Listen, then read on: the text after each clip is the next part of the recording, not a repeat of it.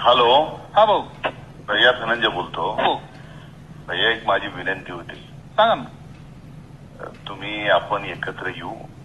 बरं बरं तुम्ही ऐका काय बोल. शेवटी तुम्हाला भविष्य आहे. आणि हॅलो, हा हा भाऊ. कदाचित तुम्हाला माहित नसेल माझे सीएमचे काय संबंध आहे. नाही नाही आपले आहेत. मा येली नाही कुणाची, नरेंद्र मोदीची देवेंद्र फडणवीसची तिथे पैसे रोखायला हो. आणि कसं एक लक्षात घ्या, एखाद्या आमदाराला अडवता येतं हो. हा हा हा विरोधी पक्ष नेत्याच्या संस्थेला त्यांना अडवता येत नाही, कारण त्यांचं असं होतं.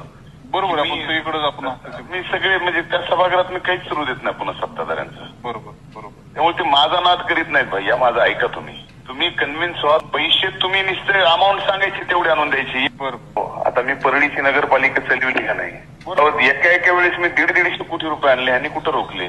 बरोबर. पण हे यांचं खातंही आमच्या बहिणीचं किती दिवस राहील ग्रामविकास हेही तुम्हाला मी सांगतो, काही खरं नाही.